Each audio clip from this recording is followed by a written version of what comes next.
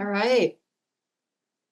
Good afternoon, everyone. We are at the top of the hour, so we will kick things off. My name is Teresa Nortillo. I'm the Director of Economic Development here at TPMA, and we have an exciting panel discussion lined up for you all today. Our topic of discussion is measuring success, key metrics for workforce and economic development programs. And here at TPMA, we hear from a lot of our clients about their efforts to turn good programs into great ones. And in the discussion today, we'll discuss how to track progress, showcase results, and make an even bigger impact as we head into 2025.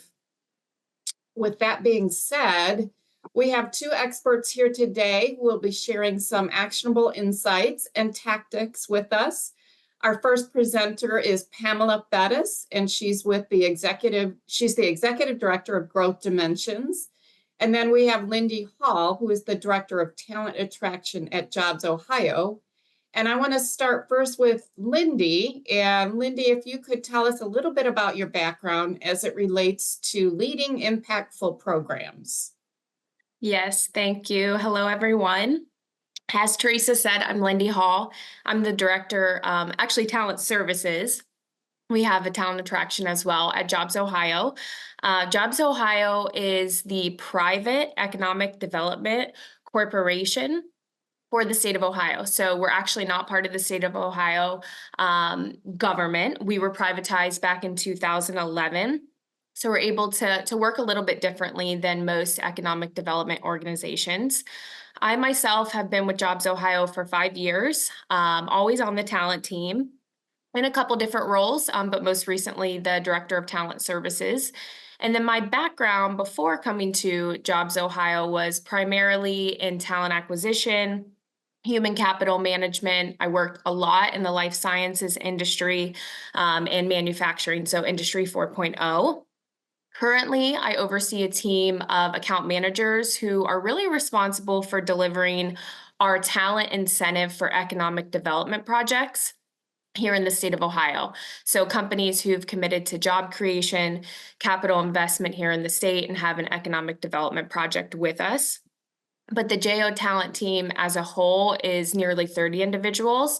So we focus not only on economic development projects, but statewide strategies, talent attraction, and talent research. So thank you for having me. You're welcome. Thank you. And Pam, could you give us a little overview of your work there at Growth Dimensions? Absolutely. Again, I'm Pamela Lopez Fettis, and I've been the executive director to Growth Dimensions Economic Development for over 8 years. We're a small nonprofit public-private partnership representing Boone County, Illinois. We have been able to celebrate a lot of success this year. We were recognized through the Illinois Manufacturing Association for our programs and services. We received a silver recognition through the International Economic Development Council, and we've been a finalist for a number of awards at a local level. So it's been a real exciting year. And prior to this role, though, I've spent 30 years of my career working in various aspects of workforce development at both the local, regional level. Most of this has been primarily in Northern Illinois, where I began as a counselor, then went into program manager, business manager. I've been a director of vocational school and a workforce board director. But with all these organizations and roles I've had, really, establishing partnerships has been probably my largest accomplishment. A long time ago, when they was considered for economic development, they said that economic development and workforce development were one alike. They're one and the same. And while I don't really agree with that, only because I think they both are so much more complex in their own right, I do believe they're really dependent on the success of one another.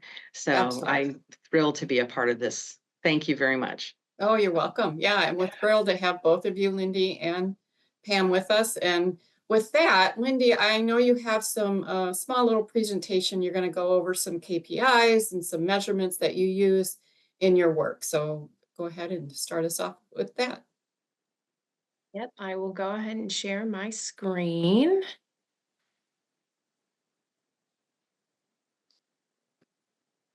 All right. Hopefully everyone can see that. As I said, we are a private economic development corporation, stood up in 2011. The then governor ran on the platform that he was going to privatize economic development in the state of Ohio, so that we could bring more businesses here, expand businesses here, and win more deals. I'm going to start off with KPIs and metrics really at a high level and then kind of funnel it down into workforce and talent. So Jobs Ohio as a whole, are really focused on 4 key KPIs and metrics when we're looking at economic development in the state of Ohio year over year. So one is our projects, which is a company that we're doing an economic development project with. So they are committing to job creation, capital investment, and payroll here in the state of Ohio. So we measure how many projects we're bringing in every year.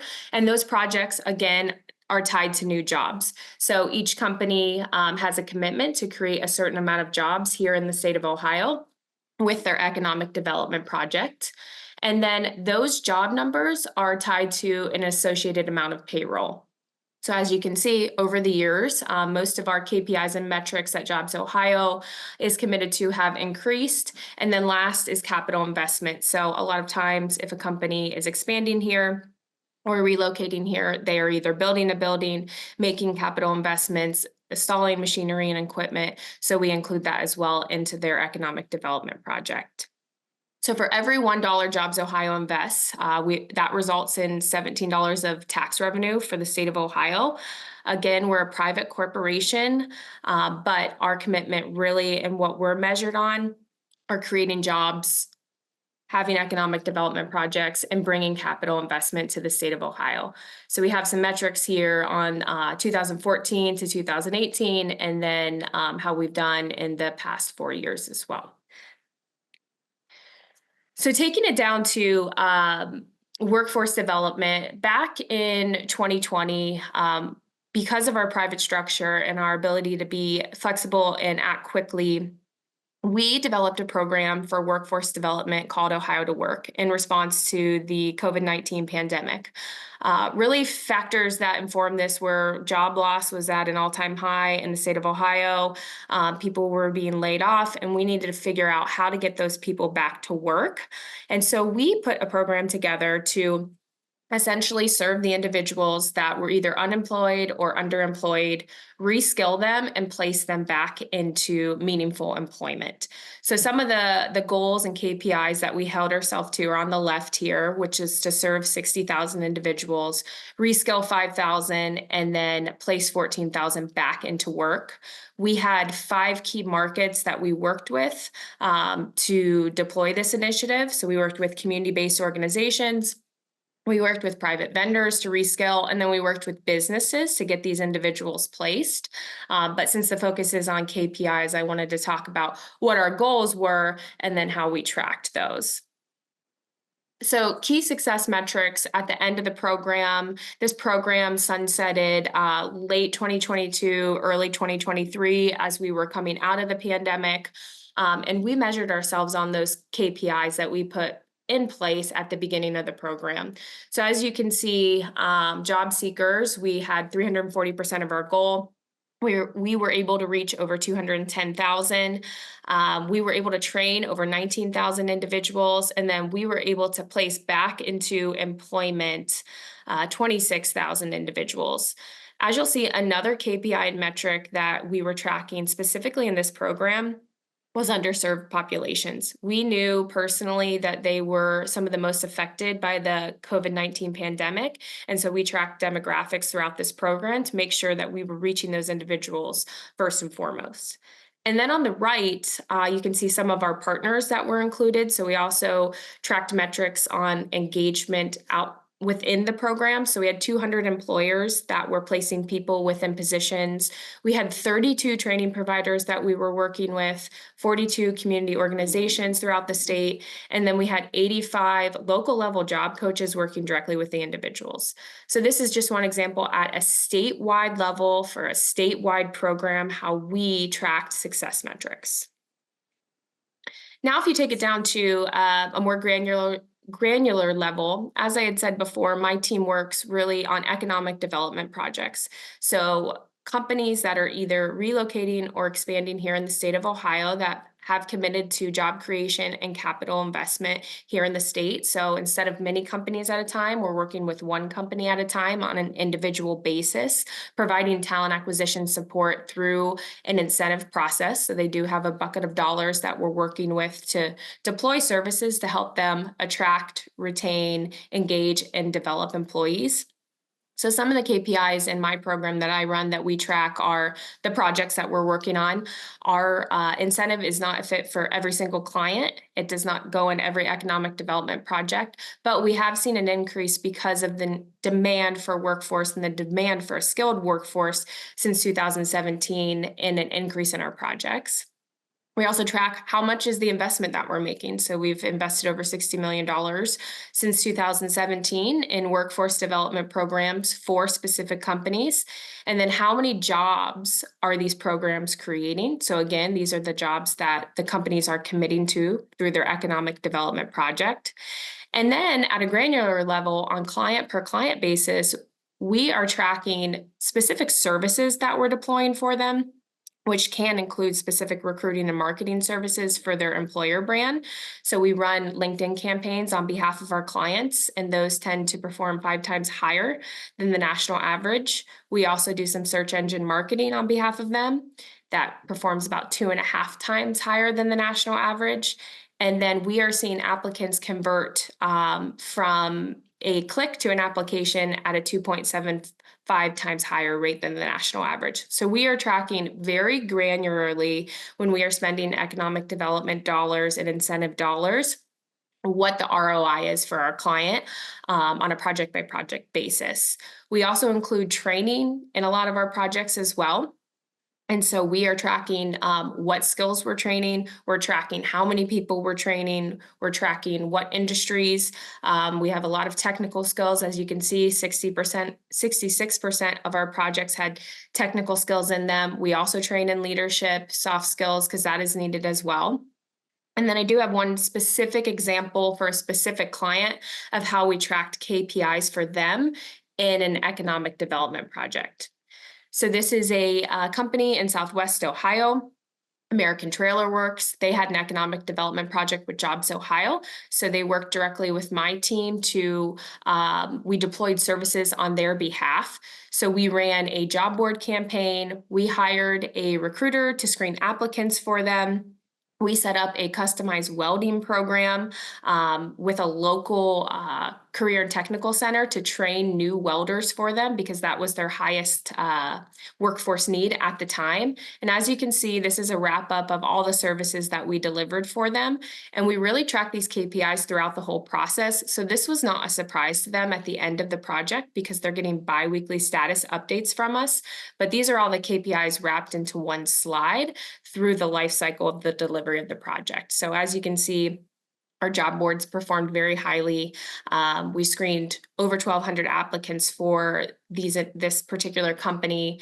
We provided 15 new types of training equipment that we paid for the new hire so they could go through the welding training. We know that a lot of times barriers to employment are getting the right equipment to be trained. And then we had a 94% completion rate in the custom welding training program that we stood up for this particular client. So they had 100 new welders across 12 cohorts at the end of our engagement with them.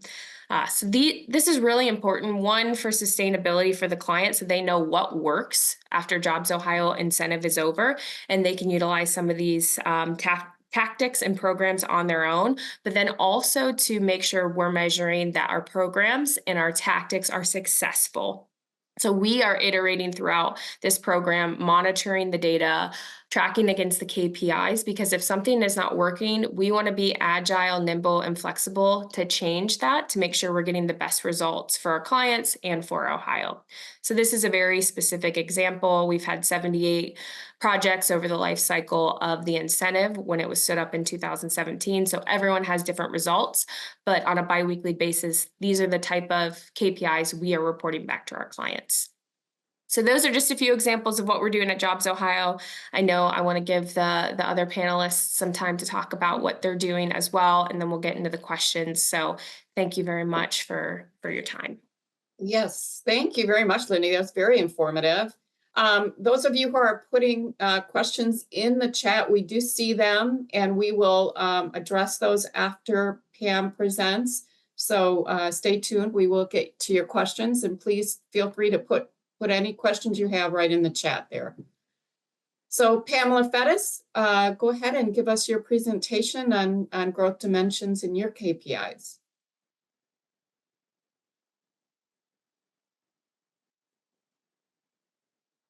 Pam, you're on mute. I apologize. There you go. So I'm sharing I have a presentation, but I wanted to share with you, this is our raw strategic plan. It's very simple, but I wanted to kind of lay it out for you and how we came to our KPIs and our measurements. We really have two goals. One is to attract businesses to the area. The other one is to grow and retain businesses.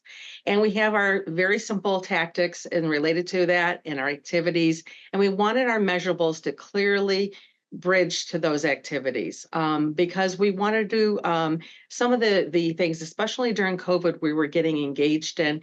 We were not, it really was to respond to the need at that time, not to say that that's where really want where the organization is really headed. So we made some modifications and focused our measurables on developing those relationships and getting our sites ready, as well as developing that workforce pipeline.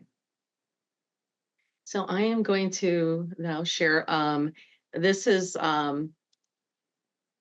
my presentation, just kind of give you an idea where we're focused on, again, trying to attract businesses to the area. So really our focus was to show that our market outreach to the community.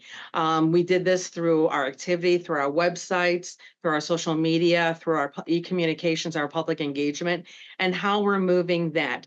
We do, a process.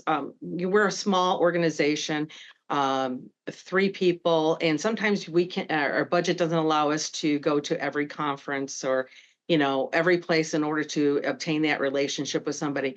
So we really use technology to our best advantage. So we do a lot of geofencing at conferences that we won't be able to attend. And then we show our activity following that geofencing, because everything goes back to our website and back to our showing our activity and where these people are going to. So whether or not it's sites they're interested, we have a specific message for each of those programs, but that's our goal, is to really focus on that activity, who we're bringing into the community and where they're coming from, what states, what regions, are they coming from in or out of the state of Illinois? Are they coming from across the country? What is their focus? What are we going to be doing this year is start tracking them after they've left that conference. So our project activity, we needed to show something that we're moving that envelope. We're starting to engage with businesses ongoing, and we need to show our engagement with community partners and the activities that we're doing. So we separated them into 3 stages. First we have existing business and then new businesses. And the projects that we're working on, we track through either Salesforce or our spreadsheets, and we show our initial contacts or the RFIs that we're applying for, any type of meeting or due diligence phase that they're in, or commitment and construction phase. And again, we try to compare this from year to year. We kind of start out with a clean state from year to year to show that some of those projects that were continuing and some of them that were kind of pulling off that never followed through. There's many times that where we get contacted by a business, either through one of the marketing. They may receive some information through our one of our ads, or they heard something about Belvedere, a plant coming up or a project being secured. And what we wanted to do is, maximize upon that attention and show. But sometimes that's not connected to the projects that have contacted us. So sometimes we're trying to put these puzzle pieces together, and it's hard to make that relationship. So that's why we track these separately. We separate our projects from our activity from our attraction efforts. We also manage programs on behalf of the taxing bodies in our community. One is called the Enterprise Zone Program, in which they have local and state benefits available to them. So we have identified year over year of how many businesses that we're tracking, how much they have invested in our community, and how many have actually started in our area. We do also want to track things behind the scenes, but we don't always share them. We track how much fees that they provide for services, how many suppliers that they have been working with, the number of employment opportunities. But sometimes that's a moving target, and we don't get that until after a project has closed. So we wait and provide that in other data that we have available. And this is something that we track every year. We track our square footage that we've gained, our permanent jobs, and total investments. As I mentioned earlier, we have that our project list in which we show where our growth has been, but we've also been able to pull that data and get those projects that have closed, that have started construction, or they have made an announcement each year. So this was our most recent. This is something that I provide on an annual basis. In addition, we track information on investment, new investors, retention, return investors, the increase that we've had on investments, other programs like the automotive industry. We track a membership into the program, any type of matchmaking relationships that we've built. But sometimes that information is more event-based, and this is primarily on an annual basis. All right. Well, thank you so much, both of you, for your presentations. We've had a couple questions come in, so I want to address those, and then I'll get into some general questions. The first question was, will we share the slides after the webinar? And I'm guessing both of you will agree to share the slides. It's okay. Just wanted to double check. And then there were a couple questions for Jobs Ohio on the trainings. How were the trainings for individuals funded? I think this question was in reference to the individual company example that I was able to put on the screen. And they were funded actually through Jobs Ohio, so through the talent incentive. We set up the welding training program. We paid for the curriculum development, instructors, equipment. The company then hired on these individuals and paid their wages throughout the training program. I believe the program was 4 weeks long, so they were paid actually a reduced wage during the training program. Once they completed it and were certified as a welder, they were then already employees of the company, so their wage was bumped up to the normal welding wage, and then they were put on the job. Great, thank you. And then the next question is Jobs Ohio run through the local workforce development boards, or how do you interact with them? Yes, so it's not. We are a private entity, but we work with ODJFS, so the Ohio Department of Jobs and Family Services, very closely. We have 7 regional partners that help us deliver regional economic development throughout the state of Ohio, and they mostly work with our WIBs, so our local workforce investment boards, and our local Ohio Mean Job Centers, but we also interact with them as well.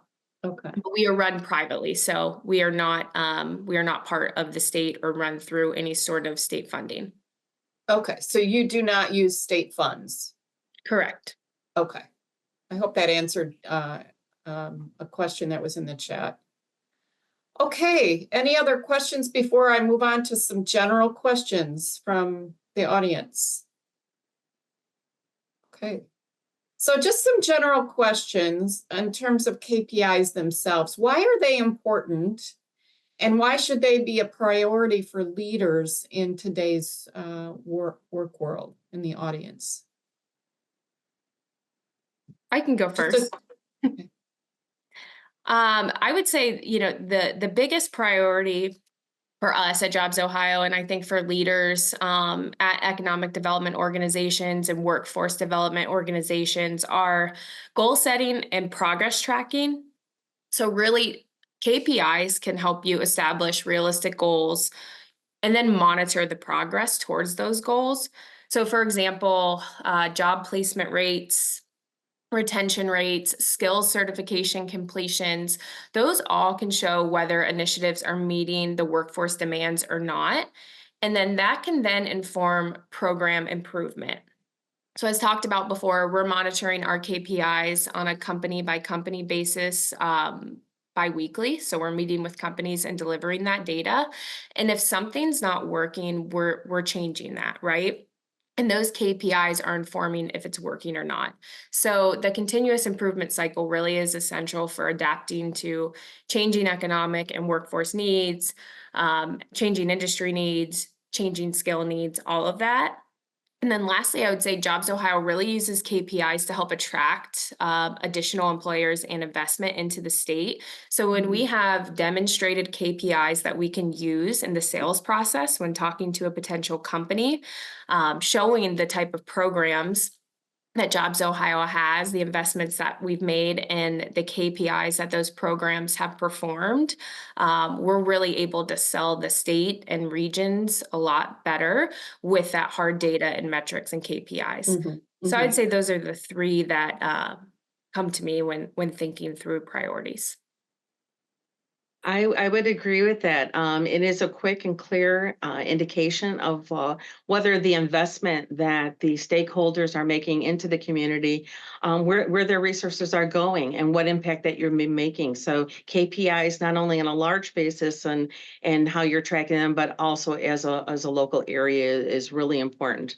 I think that it's been a way that as an organization, we've been able to show how credible that we are to our stakeholders, but also, as you mentioned, for site selection, showing that we're able to make that impact, even especially being such a small community. We're about 54,000 individuals, and we really need to show how we are able to help a large company that's looking to commit a $5 billion project to our area. Excellent. So a question in the chat just came up. What are the top 3 precursor KPIs to achieving the desired output KPIs? For example, do you track graduation rates in the area as they relate to outcomes?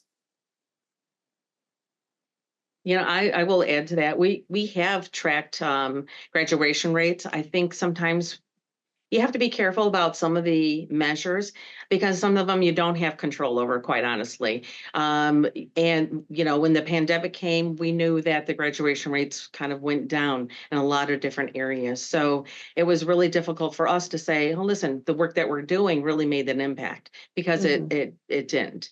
You have to be careful. So we do provide those, and plus some of those measures are in a direction one way or the other very so slightly. So they don't really show a great indication about the movement of the local area. Our graduation rate has been pretty consistent in the upper 80s, 90s for the last several years. So I think it's an expectation. It's when they go down that people are more concerned about it. So. Yeah, we track completion rates. So we track them statewide, but then we also track them regionally, depending where the company is looking to relocate or invest.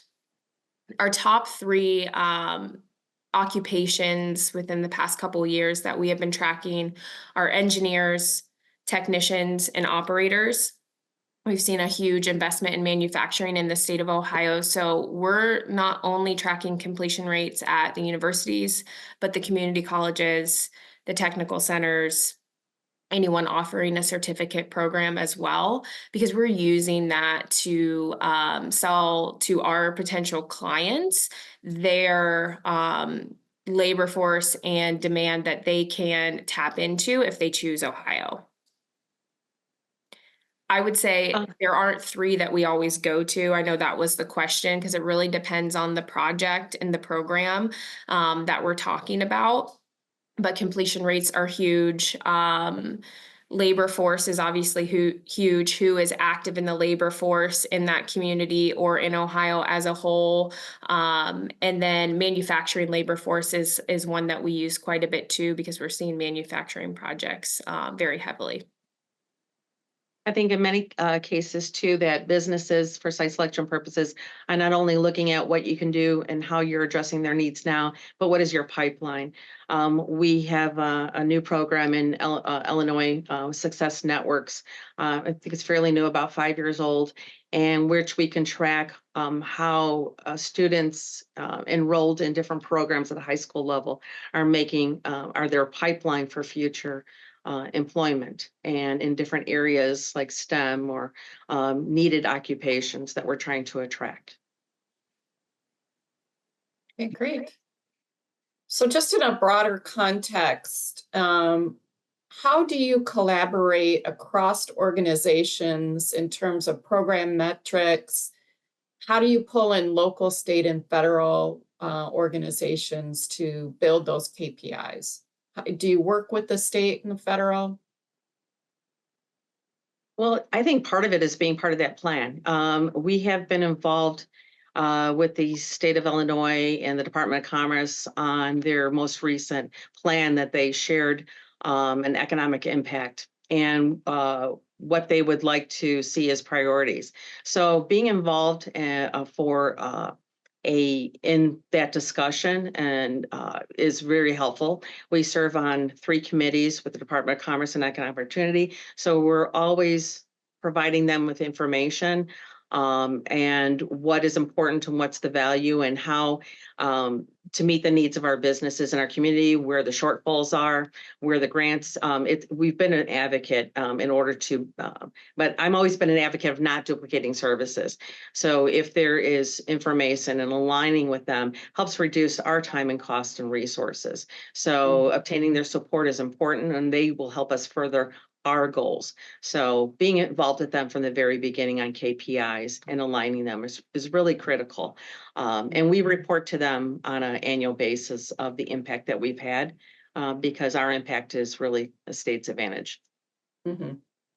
And Lindy, how do you align with, say, the local or the federal levels on some of your KPIs?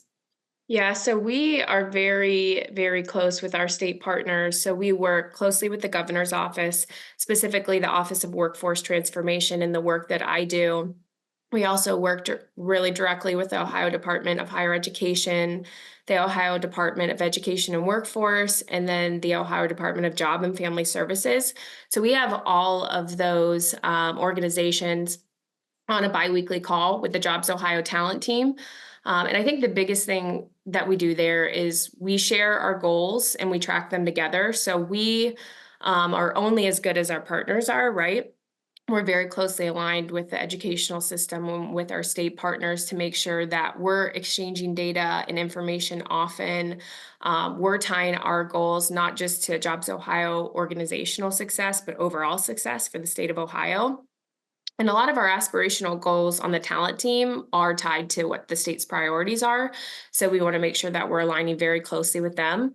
Also, as the other panelists said, we don't want to recreate wheels either. So we're making sure that we're not duplicating efforts. We are not the Ohio workforce system, right? We are one entity. We're a small piece of the pie. There's a lot of funding that the state gets from the federal government that they're using for programs as well. So we want to make sure that we're not duplicating efforts.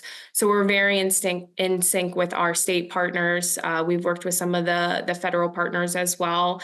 As you know, we have a huge semiconductor company locating here in the state of Ohio in Columbus. And so We've worked a lot with the CHIPS office as well to make sure that the companies here are receiving the funding they need. But those are collaborations, right? We're a private organization, so we don't represent any of the state organizations, but Right. collaborate with them.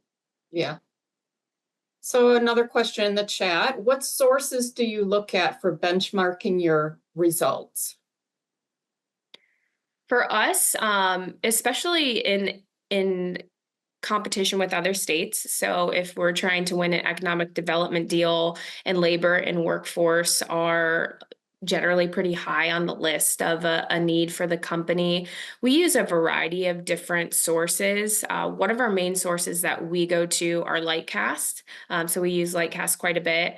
There's also a ton of publicly available data online that we can see to benchmark against our 16 peer states. So there are 16 states that Jobs Ohio competes with projects on pretty much over and over. We call them our peer states.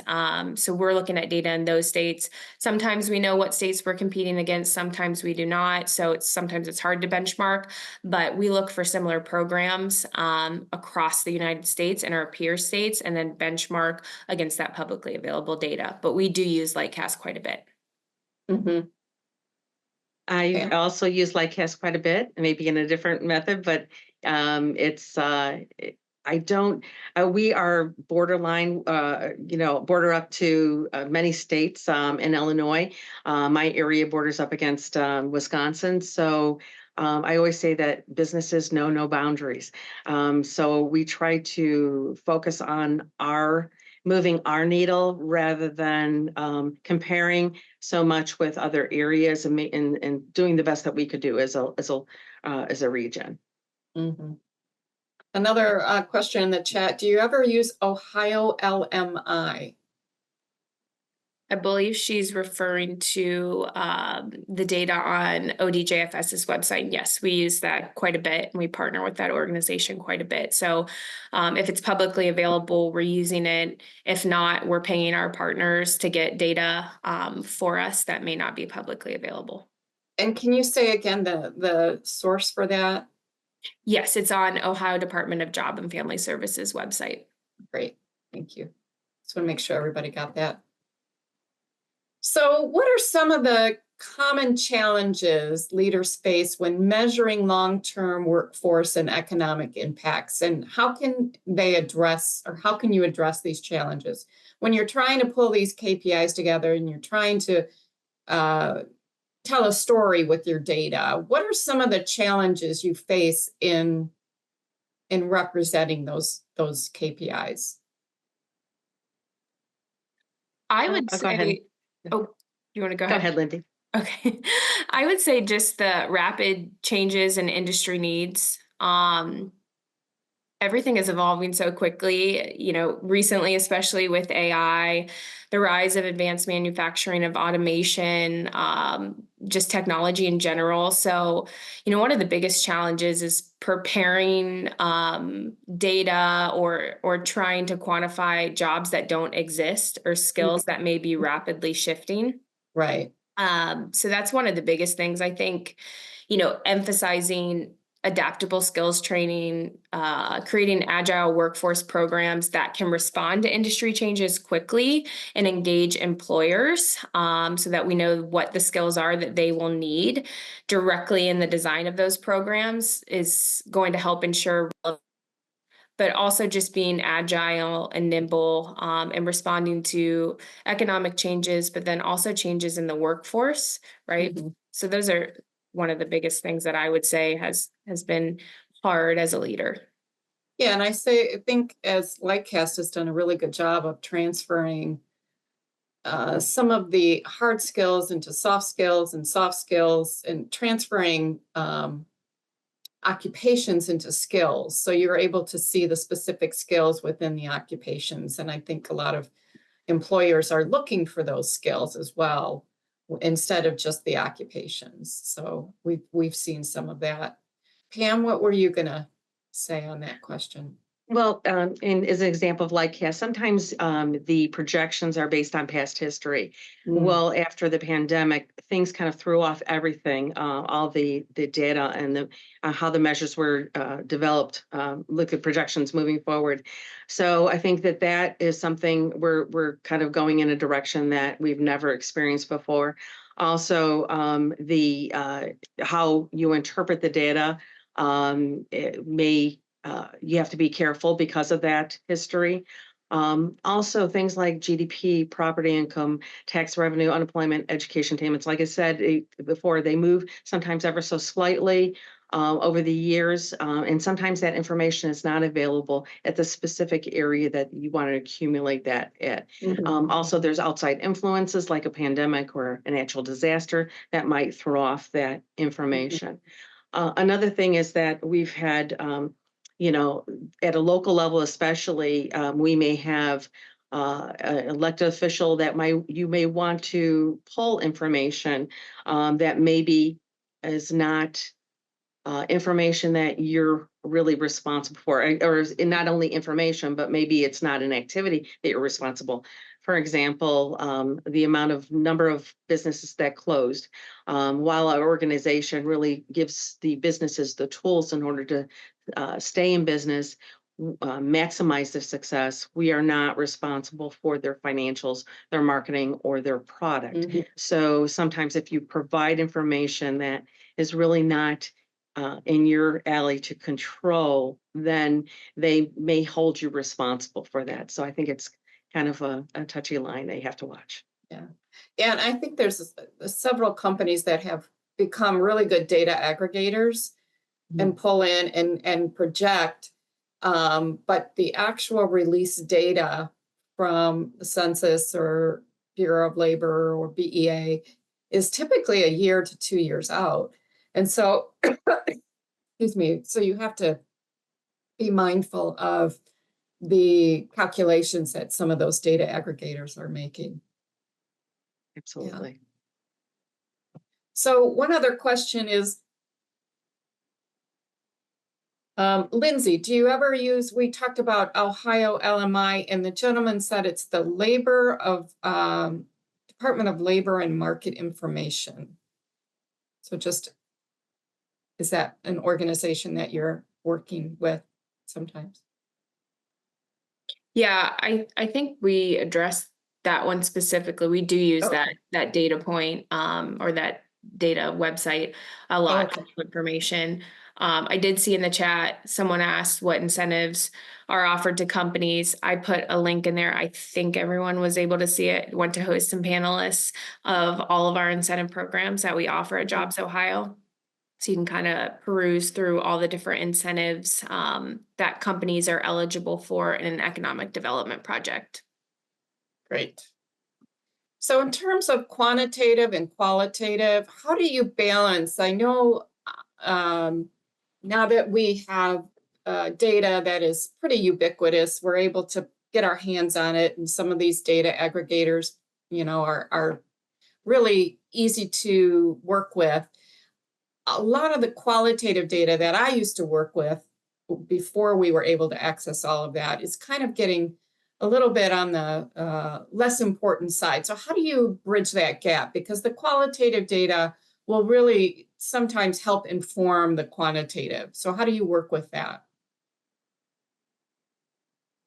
Well, I always say data usually grabs one's attention, but the story behind the data really grabs their hearts. So it really, you kind of get, it's really important to recognize when and how do you maximize upon the story and all the things that you do. So I think we need to show our greatest impact, draw attention to the rest. And what I usually do is provide economic highlights, but I usually start with the numbers. And also, I'd like to convey our partnerships and our connections with government, education, workforce, housing, tell the story. What are some of the quality quantifiers that you look at? So what are the qualitative data points? That is a very good question. I would say focusing on housing, our diversity in our community, Mhm. resources that have helped businesses in our community maximize, their ability to either replenish their facades, or we tell that story and how we're trying to promote that equity and Mhm. um, Mhm. throughout our community. Mhm. Lindy, how would you answer that question? Yeah, so I would say, evaluating both hard data. So you've got the hard data of a program, right? How many people were placed, how many people were screened, how many people were skilled, those examples. But then you have soft data that generally isn't tracked, but that probably should be. So once they've been placed at an organization, what's their satisfaction rate? What's their career progression? So, for example, like a post placement survey could possibly assess individuals' sense of stability, personal development, job satisfaction, giving that fuller picture of how workforce programs can impact lives. This is a fairly new practice, so it's not integrated, I think, into a lot of workforce programs, but could provide exponential benefit if it was to marry that hard data, those Mhm. quantitative metrics with the qualitative metrics. Was it a fulfilling career for that individual after going through that program? One thing that we're doing that's very specific to the incentive that I run for Jobs Ohio through Talent Acquisition Services is we're measuring client satisfaction. So, along with all of that data we shared, I think you saw on that slide that the client satisfaction for that particular project was 9 out of 10. We are surveying our clients at the end of every program to see how satisfied they were with our incentive program. And so, along with the program data, we're tracking how happy individual companies are with the incentive that they are receiving through Jobs Ohio. So, that's another form of qualitative data that we personally track as well. And you do that through surveys and is there a standard? I know in business retention, there's a lot of that customer satisfaction, right? Mhm. So how would you employ a qualitative program to determine that business retention? I might pass it over to the other panelist. Jobs Ohio does quite a bit with active economic development projects, but our regional partners are really responsible for business retention and expansion because those are the businesses that are in their backyards. Right. So they have a very robust program for that, but I would say that Pam probably has a better outlook or understanding of it than I do.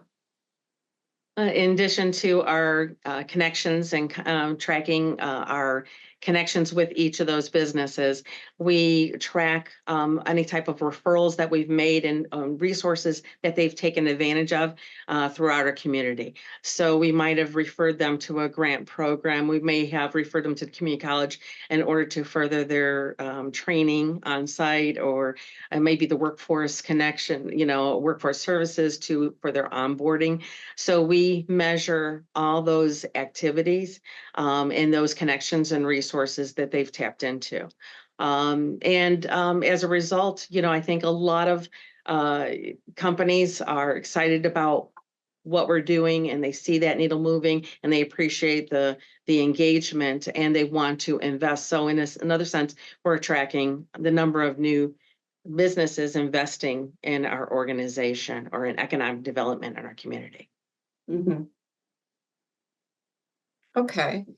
And moving on to another question, what are your top tips for leveraging data and metrics to secure funding or demonstrate program success to stakeholders and funders? Pam, I see you smiling Well, on this one. I just think, as you mentioned, just there's so many resources out there now. I mean, it used to be you would have to go to every different site and pull all that information. And now there's so many programs out there that'll do it for you. And it takes, a fraction of the time. But at the same time, it's expensive. And, you know, each product, you know, is anywhere from $5,000 to $20,000 for a small community. So it can be pretty expensive. So what I would do is focus on see what your partners have available. Talk to them, see what measures they're tracking, whether or not it be the treasurer, or, you know, the county treasurer, or you know, we use the real estate, regional real estate alliance, regional planning council. They have data. So we use you know, talk to our partners about what they have available, what they can pull for you, see if they can customize something, and make it an ongoing kind of relationship and report. So you're not doing it. And I would also, you know, make sure it's simple. Sometimes overwhelming people and companies and your stakeholders with data is not what they want. They want, you know, tell me where it is, tell me where I measure, and where we're going from here. So Very, yeah. yeah, I think they're pretty knowledgeable and they know what you're doing and what you're trying to accomplish. I think what we're always trying to do is, okay, this is where we've been, and this is what where we're going, and this is how your support can elevate our goals. So I think that's just, you know, some of the advice I would have. Yeah. Be careful. Lindy, how would you answer that question? Yeah, so we're not particularly trying to secure funding at Jobs Ohio, but we are always trying to demonstrate how our programs are successful to stakeholders, whether that be internal, external, to potential companies, current companies we're working with. So, you know, I think first and foremost is really focusing on that ROI. So showing the value to the stakeholders that they gain for every dollar that's been invested into something. So illustrating cost savings for companies and employers. Obviously, their bottom line is generally their number one concern, along with workforce, right? So reduced recruitment and training expenses, or maybe economic benefits such as increased local spending or newly employed residents, are always ways to kind of focus on what is their return on investment. So demonstrating that strong ROI really does make a compelling case for continued investment or continued collaboration.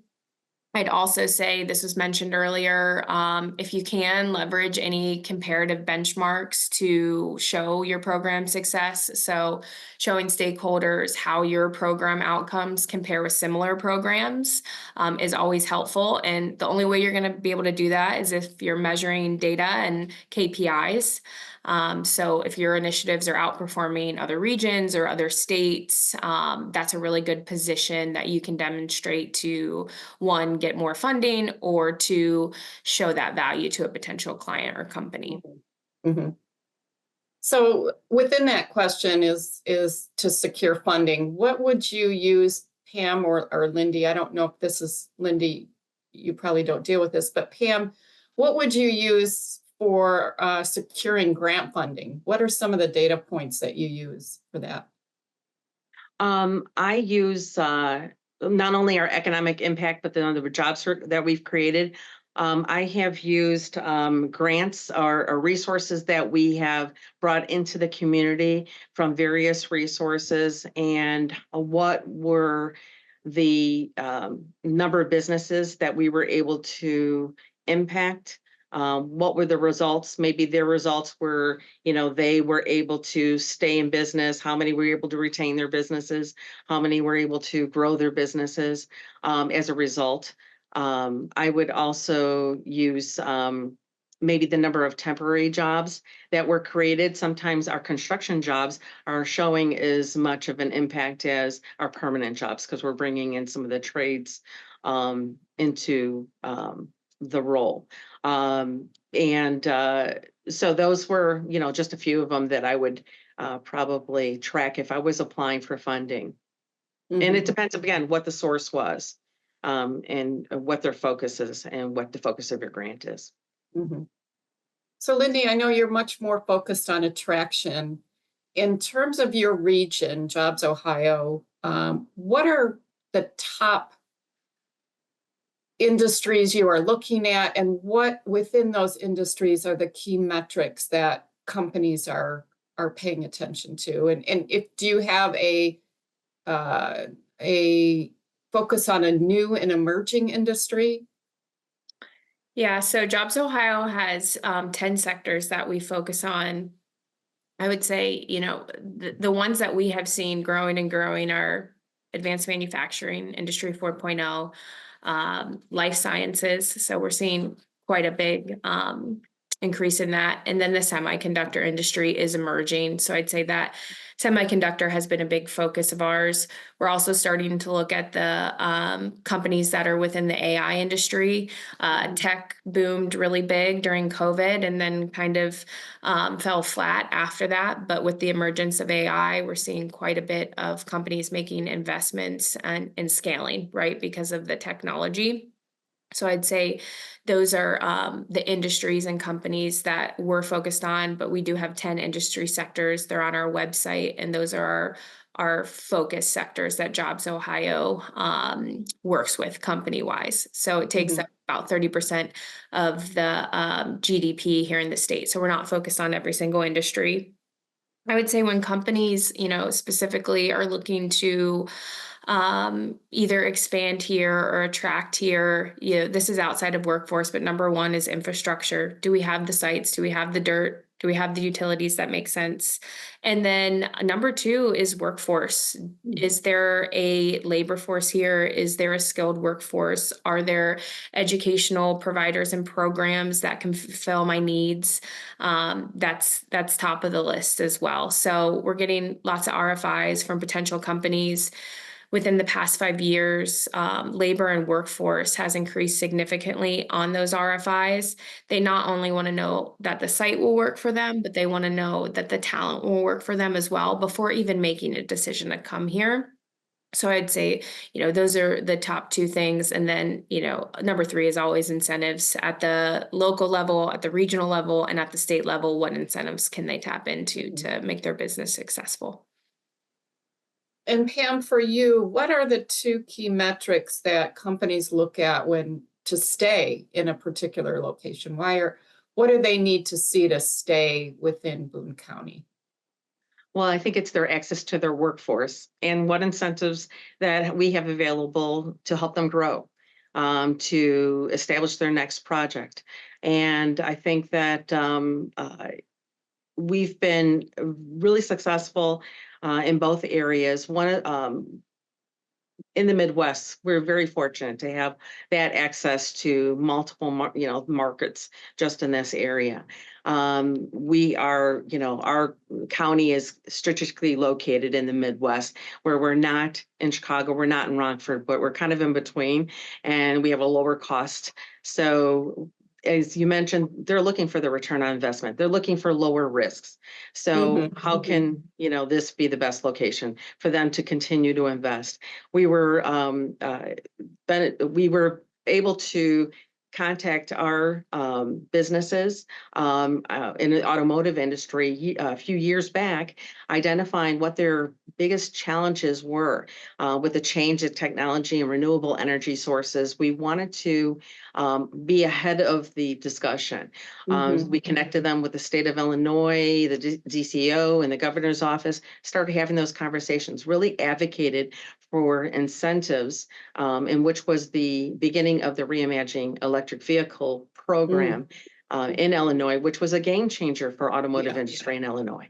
And that has evolved to renewable energy sources and other programs in semiconductors and other areas that will help build our economy. But we have to, it's important to provide those type of incentives to allow businesses to reinvest in the community as it is to attract them. Yes, excellent.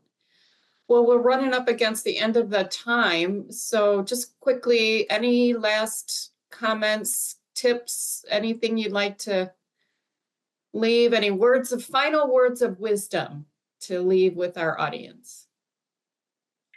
I would say, just circling back to the entire conversation on KPIs and measuring success, I think a lot of times they're looked at as numbers on a dashboard, but really they're reflective of a commitment to progress, not only to your local region, but to your state as well. So by setting those benchmarks that are data driven, we can really track real time impact and progress in any state, right? Not just Ohio. So I'd say they are very important to not only winning new deals, but also sustaining the economy and businesses that we have here already.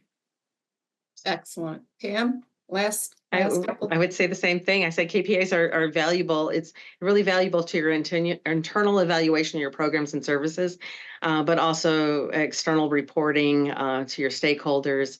And it's also a tool to gain that recognition, whether or not it be attention for grants, for awards, and being recognized in history. So I would maximize upon what you do well and share that with the rest of the world. Excellent. Well, thank you, ladies, both very much for your time and your expertise. I greatly appreciate it. And we will be sending these slides out. So those who are on the webinar will receive those. So thank you very much. And we appreciate it, and have a great day, everyone. Talk to you later. Thank you for having me. You're Thank welcome. you. Bye. Appreciate it.